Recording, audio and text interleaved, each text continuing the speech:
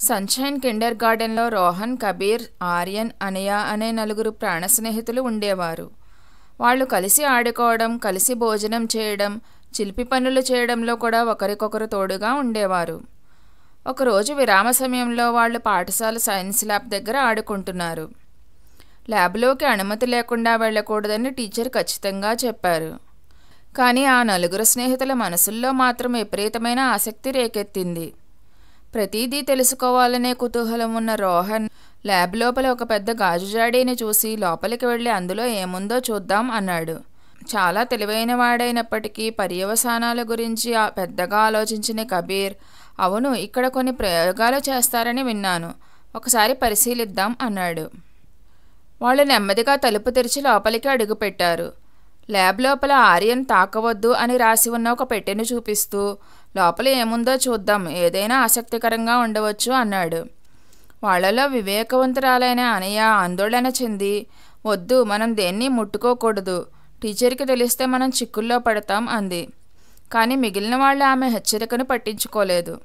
కబీర్ పెట్టెను తెరిచి ఒక పెద్ద ఊదారంగు ద్రవపు సీసాను కనుగొన్నాడు. బహుశా ఇది మాయాద్రవం కావచ్చు అని రోహన్ నవ్వి దాన్ని చేతిలోకి తీసుకున్నాడు. అకస్మాత్తుగా రోహన్ చేయి జారి సీసా నేలపై పడిపోయింది. ఊదారంగు ద్రవం నేలంతా చిమ్మి పాఠశాల అంతటా వ్యాపించే ఒక బలమైన దుర్వాసనను వెదజల్లింది. సైన్స్ టీచర్ హడావిడిగా లోపలికి వచ్చి, ఇది ఎవరు చేశారు? ఇది చాలా ప్రత్యేకమైన ప్రయోగం, ఇప్పుడు ఇది నాశనం అయిపోయిందని గట్టిగా అరిచింది. ప్రిన్సిపల్ వచ్చారు. త్వరలోనే ఏం జరిగిందో పాఠశాల అంతటా తెలిసింది. నలుగురు స్నేహితులు నిశ్శబ్దంగా భయంతో నిలబడిపోయారు. రోహన్ సీసాను తీసుకున్నాడు కాబట్టి అతనిది తప్పు. కబీర్ అతన్ని ప్రోత్సహించాడు కాబట్టి అతను కూడా తప్పు చేశాడు. ఆర్యన్ చూశాడు కానీ వాళ్ళని ఆపలేదు. అనయ వాళ్ళని హెచ్చరించినా వాళ్ళని ఆపడానికి టీచర్కి చెప్పలేదు. కాబట్టి చివరికి ప్రిన్సిపల్ వాళ్ళ నలుగురిని శిక్షించారు. వాళ్ళు 1 వారం పాటు విరామ సమయంలో లోపలే ఉండాలి. అనయ బాధపడింది. కానీ నేను ఏ తప్పు చేయలేదు అంది. టీచర్ వివరించింది. ఒక తప్పు జరుగుతున్నప్పుడు మనం చూసి ఆపకపోతే మనం కూడా అందులో భాగమైనట్లే. నువ్వు టీచర్కి చెప్పి ఉంటే ఇది జరిగి ఉండేది కాదు. తప్పు చేయకుండా ఉండడం ఎంత ముఖ్యమో దాన్ని ఆపడం కూడా అంతే ముఖ్యం. ఏదైనా తప్పు జరుగుతున్నట్లు మనం చూస్తే ఆలస్యం కాకముందే మాట్లాడాలి.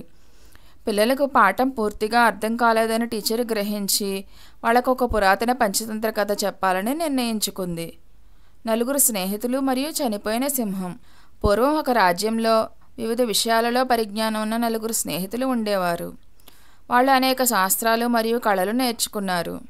కానీ వాళ్ళలో ఒకరికి మాత్రమే నిజమైన జ్ఞానం ఉండేది. మిగిలిన ముగ్గురు చాలా తెలివైన వాళ్ళు కానీ దూరదృష్టి లేనివాళ్ళు. ఒకరోజు వాళ్ళు తమ జ్ఞానాన్ని పరీక్షించడానికి మరియు దాని ద్వారా ప్రయోజనం పొందే మార్గాలను కనుగొనడానికి ప్రయాణం చేయాలని నిర్ణయించుకున్నారు. వాళ్ళు దట్టమైన అడవి గుండా నడుచుకుంటూ వెళ్తూ ఉండగా నేలపై పడి ఉన్న చనిపోయిన సింహం ఎముకలను కనుగొన్నారు. మొదటి స్నేహితుడు అన్నాడు, ఇది గొప్ప అవకాశం, నా పరిజ్ఞానంతో నేను ఎముకలను కలిపి సరైన అస్థిపంజరాన్ని తయారు చేయగలను అంటూ అతను వెంటనే తన నైపుణ్యాలను ఉపయోగించాడు. త్వరలోనే ఎముకలు ఒక సింహం ఆకారంలో తిరిగి కలిశాయి. రెండవ స్నేహితుడు అన్నాడు, అది చాలా బాగుంది, కానీ మాంసం మరియు రక్తం లేకుండా అస్థిపంజరం వల్ల ఉపయోగం ఏమిటి? నేను నా జ్ఞానాన్ని ఉపయోగించి దానికి కండరాలు మరియు చర్మాన్ని ఎలా ఇస్తానో చూడండి. తన మాయా జ్ఞానంతో అతను అస్థిపంజరాన్ని మాంసం, బొచ్చులు మరియు చర్మంతో కప్పి అది నిద్రపోతున్నట్లుగా నిజమైన సింహంలా కనిపించేలాగా చేశాడు. అప్పుడు మూడవ స్నేహితుడు గర్వంగా ప్రకటించాడు, ఇప్పుడు నా శక్తిని మీకు చూపిస్తాను, నేను ఈ సింహాన్ని తిరిగి బ్రతికించగలను. ఇది మన అత్యున్నత జ్ఞానానికి నిదర్శనమవుతుంది. వాళ్ళలో వివేకవంతుడైన 4వ స్నేహితుడు అకస్మాత్తుగా ప్రమాదాన్ని గ్రహించాడు. అతను వెంటనే వాళ్ళని హెచ్చరించాడు, ఆపండి, ఈ సింహాన్ని తిరిగి బ్రతికించవద్దు, మీరు అలా చేస్తే అది మన అందరినీ చంపేస్తుంది. ఒక క్రూరమృగానికి స్నేహం లేదా కృతజ్ఞత తెలియదు. అది తన సహజ ప్రవృత్తులను అనుసరించి వెంటనే మనపై దాడి చేస్తుంది. మూడవ స్నేహితుడు నవ్వి, నువ్వు పిరికివాడివి, మనం ఉపయోగించకపోతే మన చదువుకు ఉపయోగం ఏమిటి? ఈ అవకాశం నేను వదులుకోను అన్నాడు. తన స్నేహితులు వినడానికి సిద్ధంగా లేరని చూసిన 4వ స్నేహితుడు తనను తాను రక్షించుకోవడానికి దగ్గరలో ఉన్న ఒక పొడవైన చెట్టు ఎక్కాడు. మూడవ వాడు శక్తివంతమైన మంత్రాలు జపించి సింహానికి ప్రాణం పోశాడు. సింహం కళ్ళు తెరిచిన వెంటనే అది చుట్టూ చూసి గట్టిగా గర్జించి ముగ్గురు స్నేహితులపైకి దూకింది.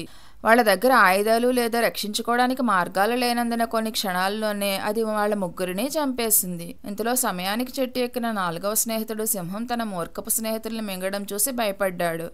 సింహం వెళ్ళిపోయిన తర్వాత అతను చెట్టు దిగి ఒంటరిగా తన ప్రయాణాన్ని కొనసాగించాడు. కథలోని నీతి అని టీచర్ చెబుతూ ఏమిటంటే, కేవలం చదువుకోవడం వల్ల జ్ఞానం రాదు. వివేకం, తెలివితేటలు ఉంటేనే అది నిజమైన జ్ఞానం అవుతుంది. అన్ని విషయాలు తెలిసినా వాటిని ఎలా ఉపయోగించాలో తెలియకపోతే అది ప్రమాదకరంగా మారుతుంది. ఏదో చేయగలం కదా అని గుడ్డిగా చేయకూడదు. ఎందుకంటే కొన్నిసార్లు చేయగలిగిన పనులను కూడా చేయకపోవడమే మంచిది. ఒక మూర్ఖపు స్నేహితుడు శత్రువు కంటే ప్రమాదకరం.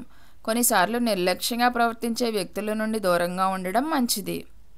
పిల్లలు పూర్తి నిశ్శబ్దంతో విని తమ తప్పును గ్రహించారు.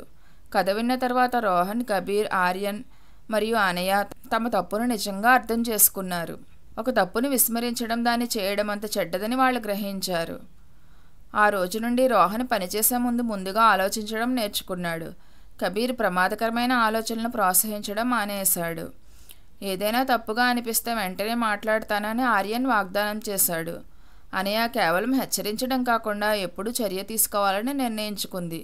వాళ్ళు మాత్రమే మారలేదు, వాళ్ళ కథ పాఠశాల అంతటా వ్యాపించింది. మిగిలిన పిల్లలు కూడా మరింత బాధ్యతాయుతంగా మారారు. త్వరలోనే పాఠశాలలో నియమాలు ఉల్లంఘించడం, చిలిపి పనులు చేయడం వంటి సంఘటనలు తగ్గాయి. వాళ్ళ తప్పు అందరికీ ఒక విలువైన గుణపాఠంగా మారింది. నీతి: ఒక తప్పుని ఆపకుండా ఉండడం, దాన్ని చేయడం అంత చెడ్డది. కొన్నిసార్లు చెడ్డ నిర్ణయం అందరినీ ప్రభావితం చేస్తుంది. మన తప్పుల్ని సరిదిద్దుకోవడం, ఇతరులను మార్పుకు ప్రేరేపించడం నిజమైన జ్ఞానం.